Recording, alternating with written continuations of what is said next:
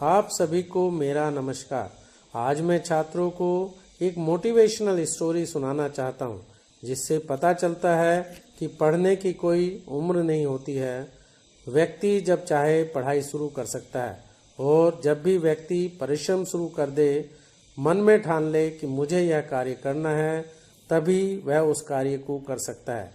यह कहानी एक ऐसे व्यक्ति की है जिसकी पढ़ाई की शुरुआत अच्छी नहीं थी, लेकिन उसकी इच्छा शक्ति व दृढ़ निश्चय ने उसे शिक्षा के उच्च स्तर तक पहुंचाया। एक व्यक्ति गांव में रहता था तथा किसान था। उसके 2 बेटे व 2 बेटियां थी। एक बेटा तो खेती का कार्य करने लगा, लेकिन एक बेटा पढ़ना चाहता था। उसने अपनी शिक्षा गांव के स्कूल से ही प्रारंभ की। वह पढ़ाई में सामान्य था और घर के खेती के कार्य में भी वह हाथ बटाता था। प्रारंभिक शिक्षा गांव में पूरी करने के बाद उसने आगे की पढ़ाई के लिए पास के इंटर कॉलेज में प्रवेश लिया। उसने कक्षा 10 की परीक्षा दी, लेकिन वह परीक्षा में अनुत्तीर्ण हो गया। उसने हिम्मत नहीं हारी। उसने पुनः तैयारी की, परीक्षा दी, लेकिन पुनः अनुत्तीर्ण हो गया। लेकिन उसने फिर भी हिम्मत नहीं हारी और परीक्षा दी। इस बार उसने परीक्षा पास कर ली। उसका हौसला बढ़ा। उसे लगा कि वह पढ़ लेगा। उसने आगे पढ़ाई शुरू की।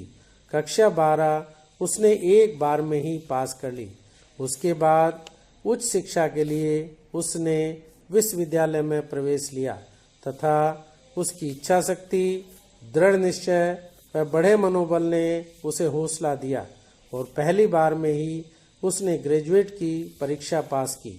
तथा तब उसकी खुशी का ठिकाना नहीं रहा जब उसने देखा कि उसके अच्छे अंक भी आए हैं।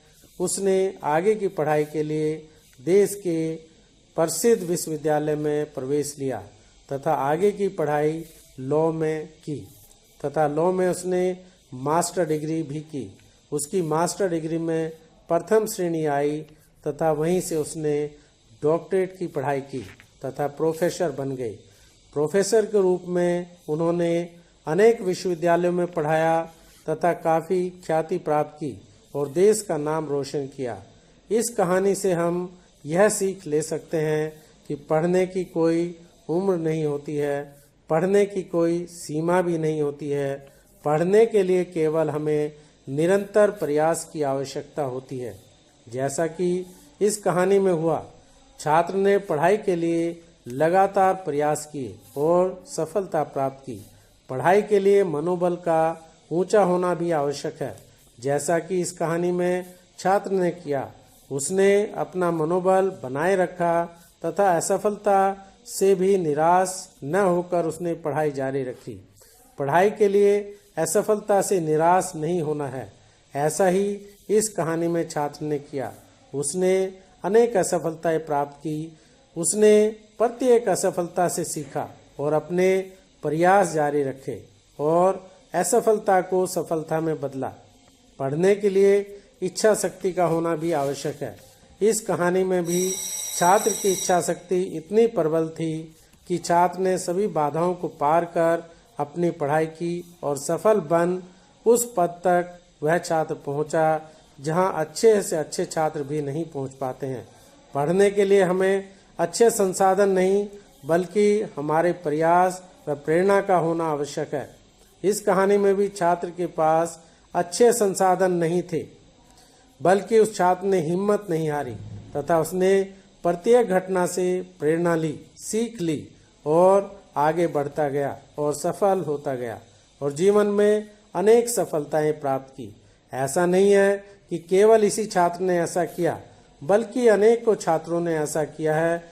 उन्होंने जीवन में अनेक असफलताओं का सामना किया, अनेक परेशानियों का सामना किया, लेकिन उन्होंने कभी हिम्मत नहीं हारी। प्रत्येक असफलता से उन्होंने सीखा, परेशानियों में भी हौसला बनाए रखा और अपनी परेशानी पर विजय प्राप्त की। असफलताओं से सीख ली, आगे बढ़ते गए और अंत में सफलता प्राप्त की। यही जीवन का संघर्ष है और जीना भी एक कला है जिससे हमें सीखना है। जीने की कला सीखनी होगी। सभी से बहुत कुछ हमें सीखना है। खराब चीज़ों को छोड़ते जाना है। आगे बढ़ने में आई बाधाओं को दूर करते रहना है। अंत में विजय मिलनी सुनिश्चित है। हम आपके उज्जवल भविष्य की कामना करते हैं। जय हिंद।